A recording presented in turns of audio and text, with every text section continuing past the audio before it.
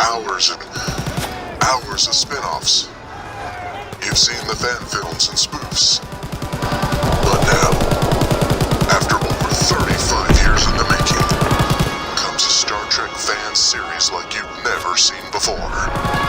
Star Trek, the cartoon.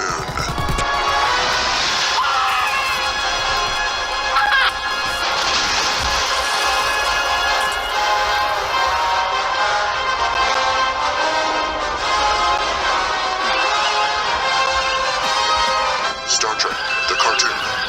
Let's get out of here. Yes, sir. Coming to an internet site near you.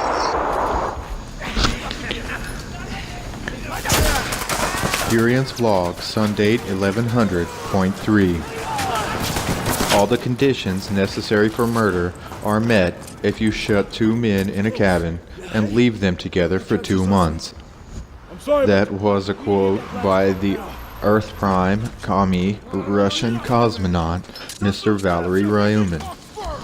I have altered my title from the former pseudonym name of Non-Luminous Flame to the aforementioned pseudonym of Forgotten Furion, which I believe more accurately reflects my own personality and disposition. A pseudonym is distinct from an allonym, which is the real name of another person assumed by the author of the work of art. This, meaning an allonym, may occur when someone is ghostwriting a book or play or in parody, or when using a front name, such as by screenwriters blacklisted in Hollywood in the 1950s and 1960s. See also pseudodypograph for falsely attributed authorship. Since my last transmission, I have learned much about the Homo sapien homeworld, where the bean from which the delicious drink that I mentioned in my last 2 transmissions is grown, rather than being replicated, that is. Especially though, I have learned about the cultural inner workings of our modern societies. One of the things that I learned and that I mentioned in my past 2, I believe at least one of them, my past transmissions, was I engaged in more study and experimentation with their adult-oriented holodecks. Now, they are primitive, but they are most interesting. And speaking of which, I was in an adult-oriented store, shall we say, and they have primitive, I don't think that they were androids quite. They haven't gotten there yet, but more time will be needed. But perhaps one day they will have a data-like, if you will, adult companion for men. Because the very matriarchal society that we currently live in, and its extremely biased laws and debt-oriented societies will not lead to the Earth Prime that I see in the future. So changes must be made. But as I was saying, in the Adult Prime store, or Adult Prime rather, I am a bit distracted, I must say. So the adult store of Earth Prime had many toys, perplexing, unusual, and interesting. I couldn't help but laugh while being in there, not just at the, I suppose, absurdity humor of it all, because in a patriarchal or even androcentric society, such things would be unnecessary, because one would simply procure, either for rent or purchase, rather a what they would call a night walker or street walking woman, or in marriage, which would be more of a rent to own situation. One would just procure the services, shall we say, of a woman, and would have no need of such things. But as I said, in such a misandric environment, one must improvise, adapt, and ideally overcome as hard as one needs. And like I say, I couldn't help but laugh, not only because of the selection and the absurdity of the idea itself, but also because of the cost. Now, I suspect that I could have found a cheaper outlet, which I will be looking into, as the dangers of getting any relationship are far too great for my tastes. So, the pricing may just be based on my location. Hopefully so, because my monetary denomination rations are somewhat insufficient for their demands.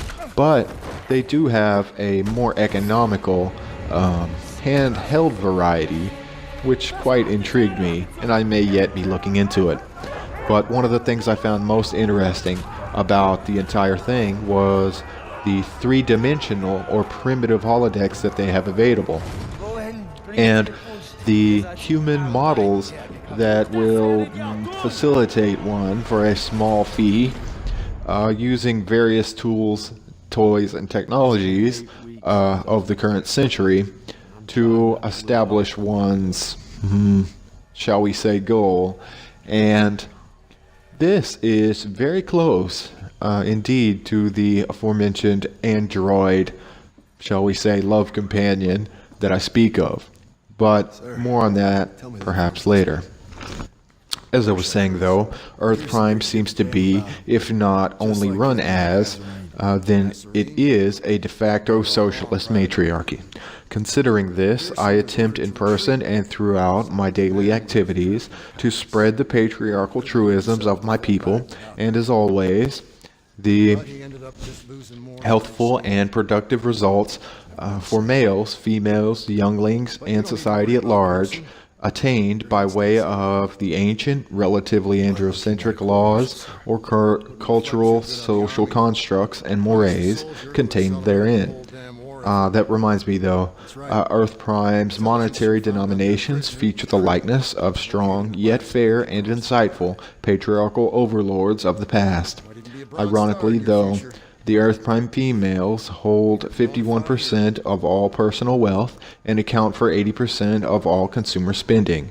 This is especially interesting considering that only male humanoids of the species pay net taxes, as a group that is, and only the Caucasian male ethnicity and gender population are subject to true meritocratic process, due to not being a living government subsidies as all other kinds of person. Moreover, before I go on, I recently also learned that Caucasian men, who I just mentioned, are 31, or rather Caucasian, yes, I think that's correct. Caucasian men are 31% of the population, and every other, all of the entirety of the rest of the population receives affirmative action. So that's in excess of 70% of the population that is a government subsidy. Most disturbing. But as I was saying, more data mining and analysis for this complex, unjust, and perplexing phenomena will likely be required. I've been researching the taxonomy of Earth Prime of late, and as it happens to be, I am about that life.